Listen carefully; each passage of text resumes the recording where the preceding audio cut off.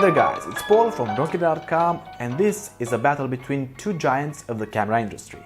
And the devices we're comparing today are the newly released DJI Osmo Pocket versus the GoPro Hero 7 Black. Everybody seems to be interested in a battle between these two because they both claim they have excellent image stabilization and they're both doing about the same thing. Of course they differ in form factor, and the GoPro is a lot more rugged and doesn't have any moving parts, so it's better created for extreme action sports. Instead, the Osmo Pocket is more for video creators that want super stabilized video. However, I did test these two on quite rough terrain just to prove that the Osmo isn't as frail as people say. I have already done a full review of the Osmo Pocket, so please check it right here in the corner. If you want to see more specs, details and table comparisons between the two, check the article on jonesgator.com down in the description and add them to a comparison by pressing the Add to Compare button. That way you can get precise details like battery life, sensor size and more. These two cameras are quite close in price at the time of making this video, but the Osmo does have about a $50 advantage compared to the Hero 7 Black that I have. You can also buy the Osmo from the official DJI site too. There are links in the description with the cheapest offers I found. Both of them have some really nice common features that make them great cameras by default. One of them is that they're both just as light, a little bit over 100 grams each with no accessories. They have the same size sensor and can record 4K up to 60 frames per second, which is quite amazing for a camera this small. They both have similar advantages too, as they don't come with standard audio jacks and you need adapters for an external microphone. And both also need an adapter for the tripod mount.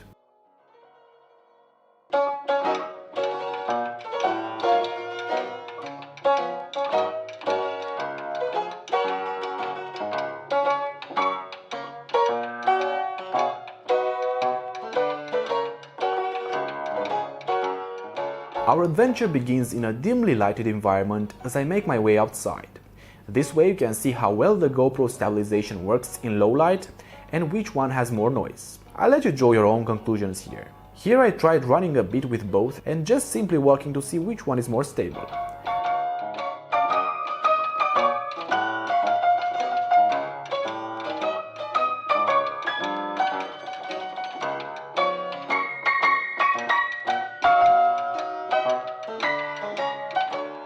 I got lucky to encounter some people doing a traditional Christmas dance on the street. The wider field of view of the GoPro captures more of the action, but the Osmo is definitely more cinematic and I am kinda biased to choose a non-distorted view most of the time. This is how the adventure started, with some friends in the back of a Land Rover.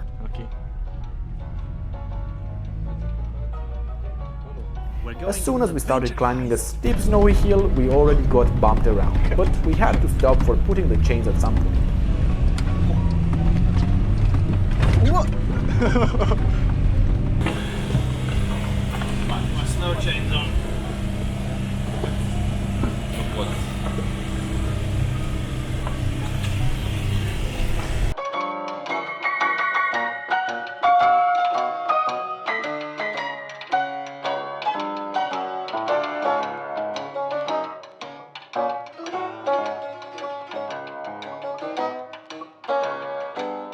Oh, look at that success.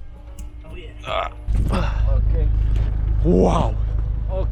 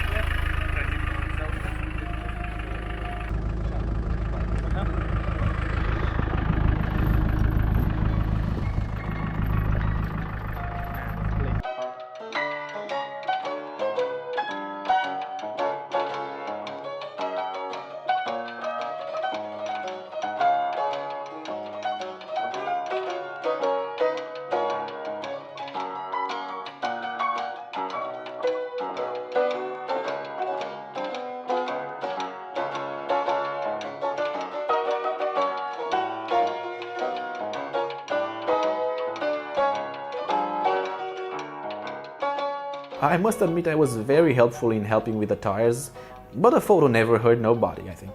Speaking about photos, let's compare some. They are both taking the same 4K resolution photos, but there's clearly some difference between the two. You decide which you think is best. Keep in mind that both the Osmo Pocket and the GoPro Hero 7 have manual tuning options both for video and for photos.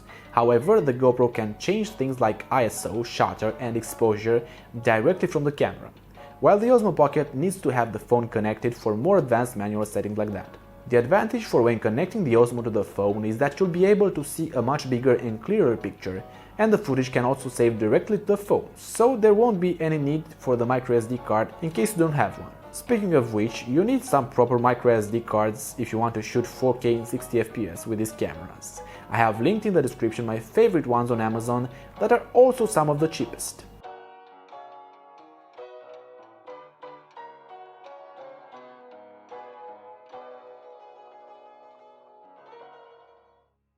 Maybe I'll give you some bumps.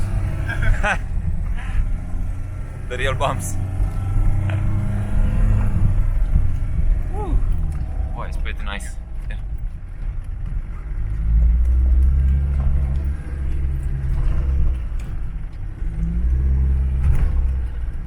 Gonna die.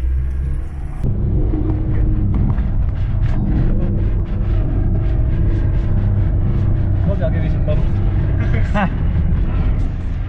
The real bumps. Oh, it's pretty nice. Yeah.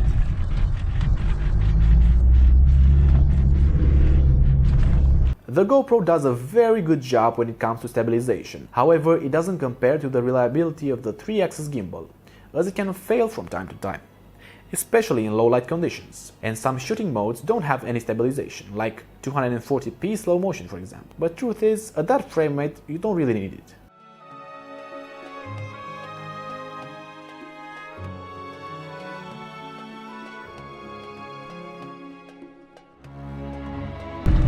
Stai așa, să mai pun pe aici un pic, arată bine. Și din lateral, oricum e bumpy. Acum nu mai țin mâine pe nimic, deci o să fie sunt în aer, practic stabilizate puțin de bine.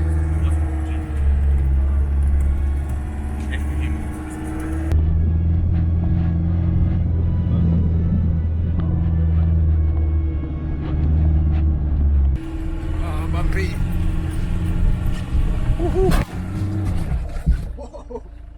Holy fuck. That was nice. Stuck.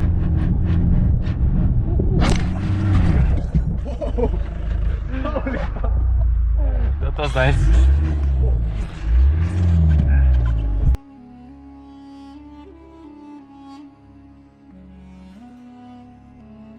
When it comes to slow motion, the GoPro is a little better, as it can go 240 FPS compared to the 120 FPS of the Osmo.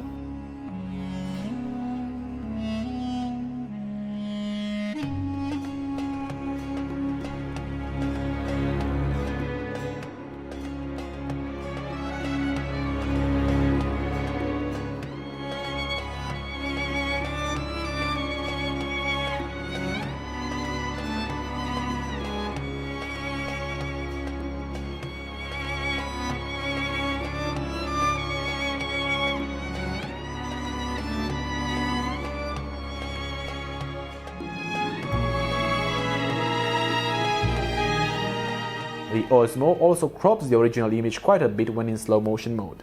Besides slow motion, both can also do very cool time lapses with the ability to choose the total duration on the Osmo, so it stops by itself, and of course choosing the time interval for photos. The GoPro Hyper Smooth makes for some of the best stabilized time lapses I've seen. The Osmo has the advantage of the motion lapse, which means you can pick the starting and ending point for the gimbal and it will do a time lapse between those 2 points. The motion time lapse can be a great use as B-roll for vlogging. That's probably what the main use for the Osmo should be. Taking videos of your trips, family, or if you're doing vlogs on YouTube, this is definitely the perfect device. But keep in mind that the gimbal isn't going to be able to withstand the stress if you put it on a mountain bike, for example. On the other hand, that's what the GoPro 7 is made for. More rugged, no moving parts, and 10-meter waterproof and drop safe. The GoPro also has the advantage of a removable battery. But the Osmo can also be charged while it's recording, so there's that. Strictly as a camera, I would definitely pick the Osmo. It's just like alien technology compared to most things that were on the market previously. It has a linear wide-angle lens, which means you'll get more of a cinematic frame that will look less amateurish than the fisheye effect of the GoPro. The camera is better in quality in my opinion, as it records with 100 megabits per second compared to 70 or so for the Hero 7. That, by the way, must crop from the sensor just because it needs to apply image stabilization. The display and mic position is perfect on the Osmo for vlogging and actually seeing what you're doing. Oh, and how could I forget the tracking option for the Osmo? You can basically put it in tracking mode, and by double clicking the screen you can track anything you want. It can also track faces automatically and move around to keep it in frame, which is great for capturing the right footage without the need to have super wide lens. The microphone positioning is better and I feel like the overall quality is increased. I kinda think that the GoPro Hero 7 is quite muffled when it comes to sound and it's not really usable for vlogging. None of these cameras are necessarily better than the other, but I'm sure that one of them is much better for you specifically. So, are you a hardcore extreme sports fan, or maybe you want to get a drone where you can attach a GoPro on? In that case, the Hero 7 right here is the perfect choice for you. If you want to start making films, start a YouTube channel, or just make traveling videos with the family or your friends, the Osmo is definitely the better camera in my opinion. I think the stabilization is better, the low light footage is better, and it doesn't have that fisheye effect that makes things look not so cinematic. Please don't forget to leave a comment down below and tell me which one of these you like most and why. Don't forget to hit the subscribe button and bell notification icon if you want to see more videos like this with comparisons or just drone reviews in general. Thanks for watching, and the links are in the description if you want to see the current prices. See you later, alligator!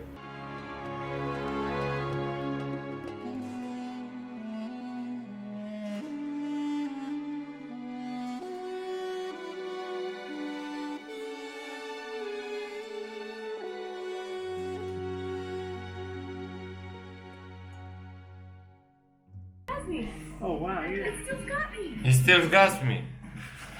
He's got me a lot. Wait, this is